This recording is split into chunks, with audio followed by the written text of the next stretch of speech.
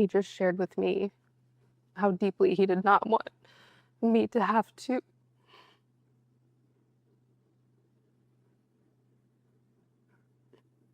go through with this procedure, and he knew how I felt about it and how scared I was. Um,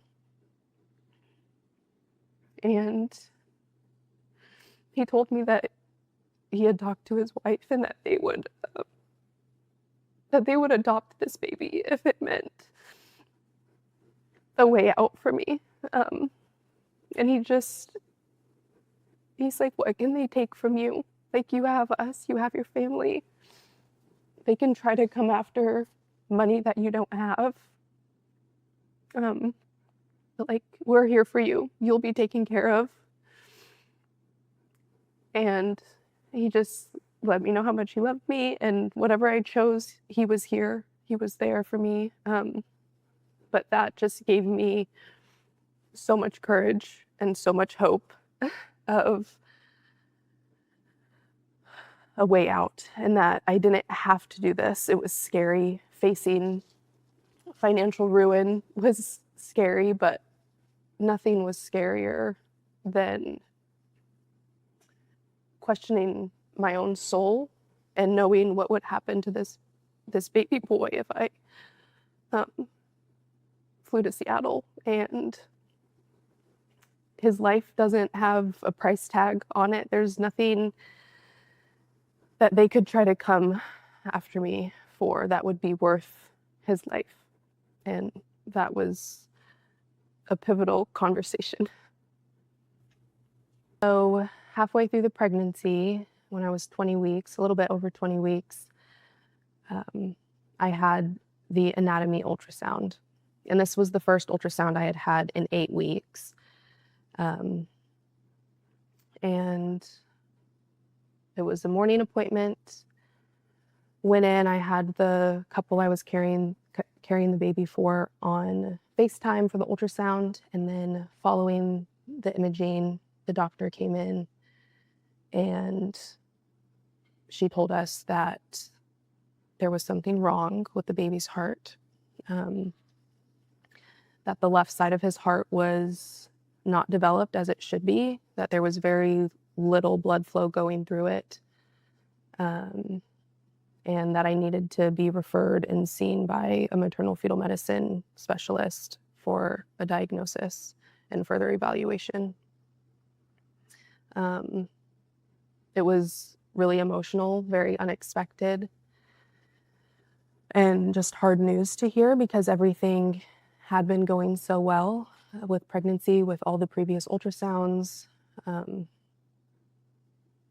And yeah, it was scary to think that something might be wrong and that I may be the one that's not able to make a decision about the treatment. How quickly did things change with the intended parents after the diagnosis? They changed quickly. I had that scan on a Friday, and the only communication that I had after that ultrasound with them was the next day. I asked if it was still okay if I sent the ultrasound pictures, which I had always done previously. I would mail them if I was still able to do that. And I was told that I could, but that they had already taken down the only thing that was on their fridge, which was those scans from 8 weeks ago when I was 12 weeks. And so this was the following day after getting the diagnosis. And that was kind of the last that we communicated. From that point, everything started going through the surrogacy agency. When you ended up talking to the specialist, what did they recommend? And did they share if there were any solutions to the heart defect as it was perceived? Yes. So the maternal fetal medicine specialist, he diagnosed the baby with hypoplastic left heart syndrome. And the treatment for this diagnosis is a series of heart surgeries.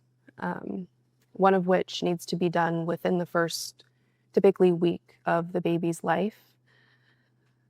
I'm from Alaska, and we don't have the necessary specialists in the state. So with this diagnosis, it would require I relocate to a state that has a hospital and specialists who could perform this surgery. And so that was his recommendation, was that we look into a center where I could deliver him safely and where he could receive this life-saving surgery. Did they share with you and the intended parents what the outcomes of this surgery might be for the baby? He did mention the outcomes. They're quite high nationally. Babies receiving that first surgery have an 85% survival. When you learned that, were you encouraged? How did you feel when you learned that with the right surgery, there could be an 80 to 85% chance of survival for the baby? I felt hopeful for sure. I knew that it wasn't a death sentence of a diagnosis. I personally know somebody whose daughter had the same diagnosis, and she's going to be 16 soon, and she's doing well. It's not the easiest road. There's things that can happen, but I knew that this baby boy that I was carrying, that I was feeling move, that he deserved that chance. What was going through your mind in the hours and days after hearing the diagnosis? It was a very difficult week, all of that, the time afterwards, being the surrogate, I knew what I would do and what choice I would make, but I felt that I didn't have a voice in this situation. And so that caused a lot of fear. And I was just very emotional. I was looking up stories of children who had this diagnosis and how they were doing, how they were living. I wanted to fill myself with hope. And again, personally knowing somebody with it and knowing she's doing well. But I just felt out of control of the situation because I was carrying this baby for another couple. Feeling like you knew almost immediately what the intended parents might ask of you after the diagnosis was received. Where do you think that instinct that you had came from? That came from that appointment, that second ultrasound that I had with the maternal fetal medicine specialist. And knowing that this couple isn't extremely wealthy, and knowing that I would have to relocate at least a month before I was due. And all of that would mean added expenses for them. So I thought this might become a thing where they make a choice of termination based on financial reasons. And that scared me. And it was also brought up by them during the appointment, the option of termination. It wasn't brought up by the doctor. And so that made me feel that they were already going down that road the day of the diagnosis. What was it like trying to communicate with the intended parents during this time, especially and having that communication start to change? There was really not much communication at all. My liaison from the surrogacy agency took over, and she was communicating between both sides. And so I was sharing a lot of my fears. I was sharing the hopeful stories that I was looking up. I was sharing those with her and asking her to share that with them. I didn't want to overstep. And again, I just felt like I didn't really have a say, but being silent also felt unsettling. And so I was communicating what I could through the agency, and hoping that they were passing that along. When you were told what they wanted, what was that conversation like? I was at work, and the same liaison from the agency, she asked if I had a second, if she could call me, and this was Monday following the Friday diagnosis, so just a few days later. And so during my break, I gave her a call, and she told me that this couple I was carrying the baby for had decided that they wanted me to terminate the pregnancy. Another aspect is, again, being in Alaska, we don't have any providers who do abortions that late. So I would have to be referred out of state. So she told me to call the doctor and ask for that referral. I was really upset and emotional. Even though I felt like that's what was coming, to know that I was really being faced with that was really difficult. You've said, you've talked about feeling like you had no way out. Can you describe what that felt like emotionally, because you're bonding with this baby boy, as well as legally and financially?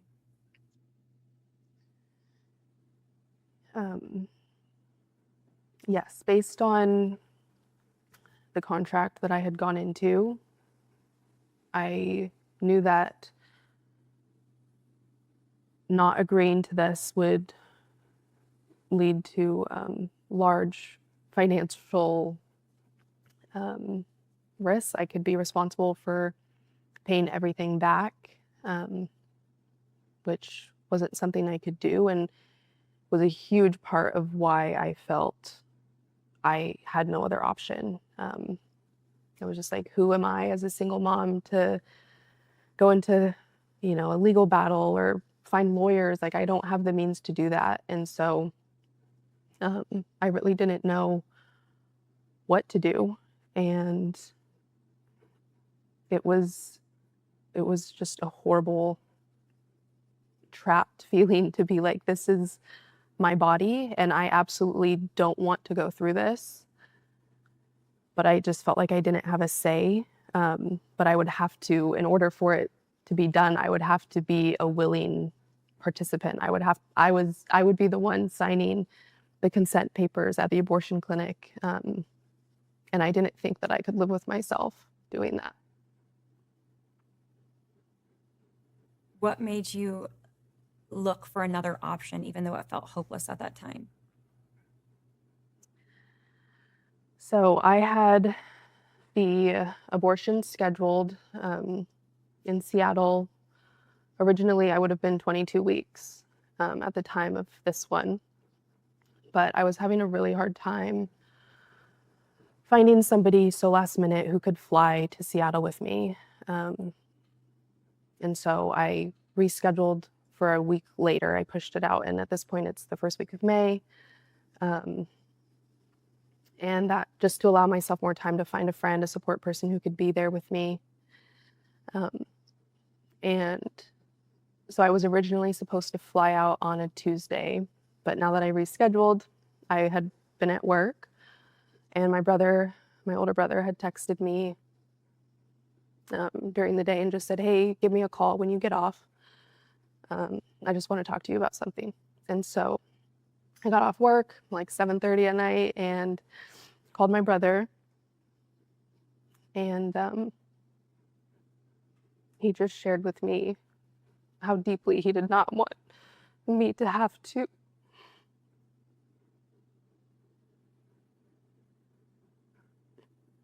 go through with this procedure, and he knew how I felt about it and how scared I was.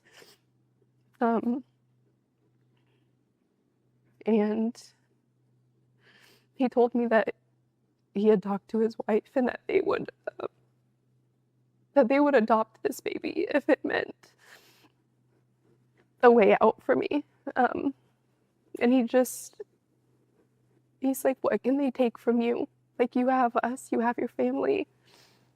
They can try to come after money that you don't have. But like, we're here for you. You'll be taken care of.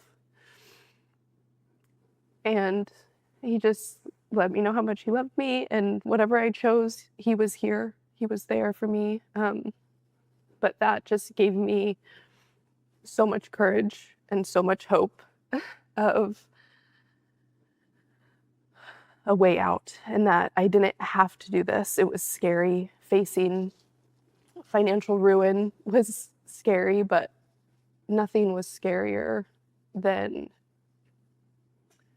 questioning my own soul and knowing what would happen to this baby boy if I um, flew to Seattle. And his life doesn't have a price tag on it. There's nothing that they could try to come after me for that would be worth his life. And that was a pivotal conversation.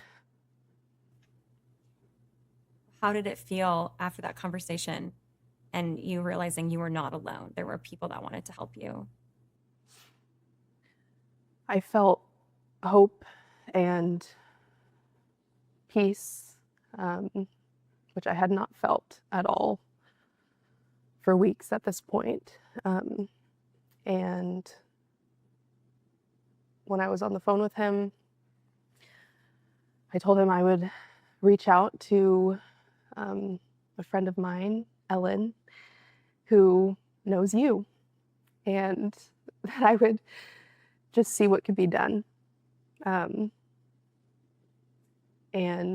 so I did. I texted Ellen after I got off the phone with my brother that night, and by the morning the next day, she had gotten back with me. You had gotten her message, and the fight was on, and there was a way out. And I just wept tears of joy. I showed my mom that morning the messages from Ellen and from you, and I just said, Mom, I don't have to do it. There's going to be a way out. And it was just a very freeing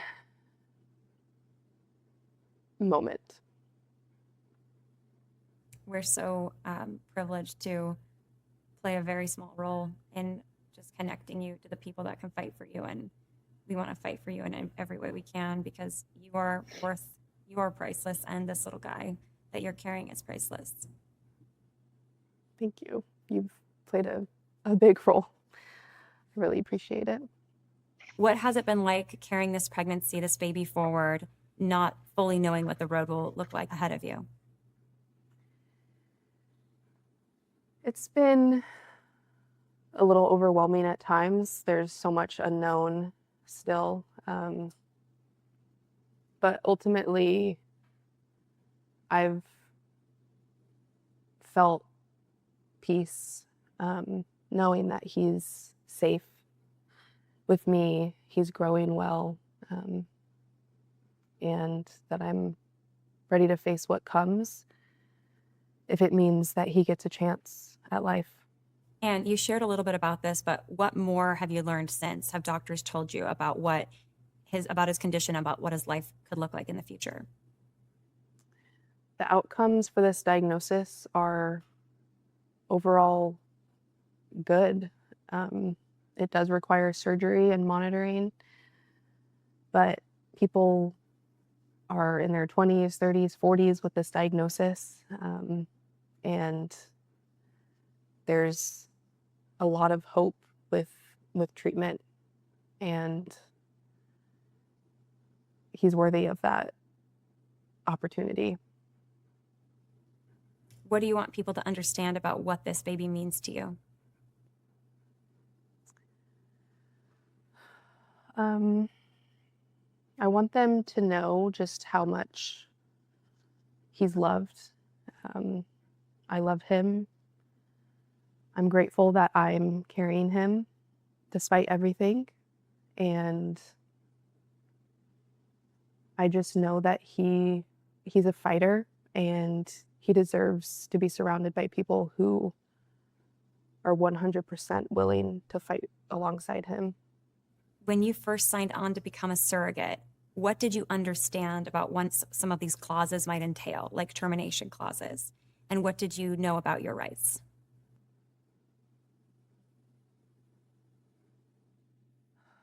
I really just looked at these scenarios as though they weren't going to happen. I was reassured